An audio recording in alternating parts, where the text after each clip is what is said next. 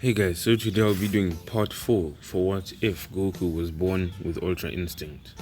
So, as we see this warrior step out of the darkness, he is a warrior with white hair and a gi like Goku. But no one knows who this warrior is until he powers down and he gets black hair. And he explains how he's a warrior from the future, which alerts everyone to the fact that this is probably Goku's son from the future. So, he explains about how in a few years' time, Goku is gonna die from a heart virus, and on top of that, the world is gonna get destroyed by some androids who were created to take over the world and to kill the Z fighters, which means that everyone needs to get ready for these foes and be able to defeat them. And Gohan explains how he is one of the last survivors of the whole human race. So they need a way to stop this from ever happening in the past. So Gohan realizes that this is about the time that he should have been born. So he asks if anyone has seen Goku and if anyone knows if Goku has a son. And they explain how Goku actually does have a son. But in this scenario, I'll say that he actually doesn't marry Chi-Chi and he marries Bulma, which means that now that Bulma is gonna give birth to Gohan. So then Gohan explains how that boy is actually him from the past. And by the way, my explanation for this is since Goku wasn't dumb and is actually smart, he understood what marriage was when he was young. So when Chi-Chi asked to get married, he actually said no. So this means that now Gohan will actually have more opportunities to train than before, and he'll even have access to better training equipment since Bulma isn't as uptight about training as Chi-Chi was. So this baby Gohan right now can't be fighting right now since he's still a baby, but maybe later on he'll have some relevance. So future Gohan decides to stay in the past because maybe he'll be able to train and become stronger, and on top of that he'll be able to advance Ultra Instinct with his father. So when Goku comes back with Raditz from planet Yordrat, Gohan catches up with Goku, and Goku is shocked that he has a son that's already this grown, and he's surprised that this is how his son is gonna look when he's an adult and become such a fierce warrior. So Goku talks to Gohan and he realizes that maybe there's a way for them to train and get stronger even faster than before, to which Gohan is shocked and Goku tells him about the hyperbolic time chamber.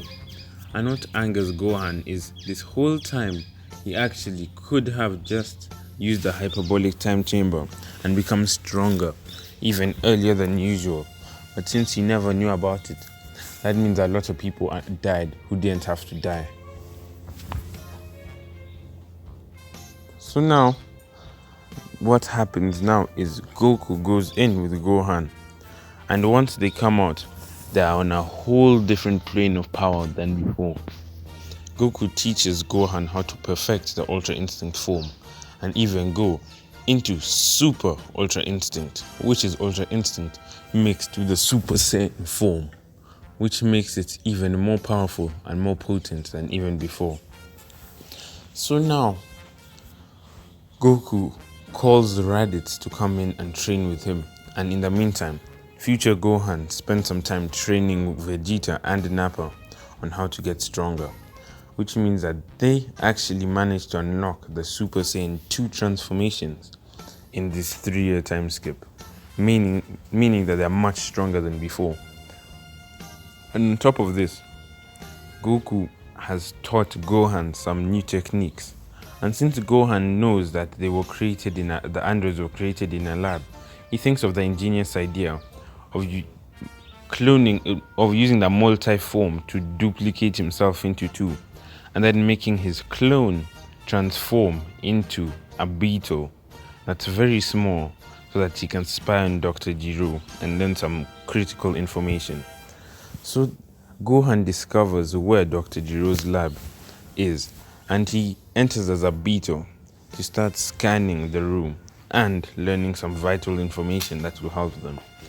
So Gohan learns about Cell, the biomechanical android, and he realizes that if this monster is actually released in his timeline, then it's over, and that means that there'll be a lot of danger that can come out, since he learns that this perfect Cell is intended to be about 3 times stronger than Goku at his full power, which is Super Instinct, which means that Gohan has a lot to be worried about, since this means that this perfect Cell is powerful, much more powerful than anyone could think of. So now Gohan thinks of a clever plan. So while Dr. Jiro is sleeping, he takes the blueprint for Cell Android 18 and Android 17, and using this information, he realizes that Android 18 and 17 aren't actually evil, but they got programmed to be evil by Dr. Jiro. And on top of this, he learns about Cell, and he gives the blueprint to Bulma and asks her if she can make a deprogramming remote for Android 17 and 18, which will make them normal humans in brains again, so that they'll think like normal humans again. And on top of this, he asks for Bulma to somehow create a version of Cell that's even more powerful than the one that Dr. Jiro is making, to which Bulma manages to comply and starts building her own version of Cell. So now we come and we see the first android attack. Dr. Jiro and Android 19 step out into a city and they blow it up. And Goku, Vegeta, and Raditz are ready for this attack as they spring into action, and they swiftly, first of all, take out the head of Android 19, and they beat up Dr. Jiro and destroy his body, leaving his brain but they leave his brain unharmed, since they are going to take it to Bulma to scan and use his memories for the Z fighters to be able to have more intel against the androids. And on top of this, Bulma manages, once Dr. Jiro is dead, Gohan swiftly enters Dr. Jiro's lab and takes this forming version of Cell into Bulma's lab, so that she can program this version of Cell into being good. So now we see, out of another time machine, another evil version of Cell stepping out and saying, so this is the timeline Trunks escaped to. Good thing he didn't kill that. So this is the timeline Gohan escaped to. Good thing he didn't kill the androids in our timeline, or else I would have been imperfect forever. And now we see a fully perfect Cell from Gohan's timeline step out into this timeline, ready to cause some mayhem. And he flies straight to Goku, Vegeta, Raditz, and Gohan and says, "Thank you, Gohan, for being so negligent. Instead of fixing your own timeline, you run away to a past one. And now I killed everyone in your old timeline. Bulma, Chi-Chi, Trunks, everyone's dead in the timeline, since you were too busy hanging out in this one," which makes Gohan angry. And on top of that, I have finally become perfect. And Bulma says, "Oh, that's cool, just in time.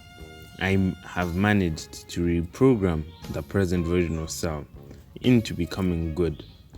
And now we see the present version of perfect Cell, which is good, standing in front of the evil version and saying, "Let's have a fight, brother." And then they both start to fight, and the actual person who wins this fight is unclear. But just as this version of present Cell thinks that he has the upper hand, the one from the future says, Unlike you, there have been a lot more. I come from the future, which means I have access to more techniques than you even have. And Dr. Giro had much more information when making me, which means that I am the superior android.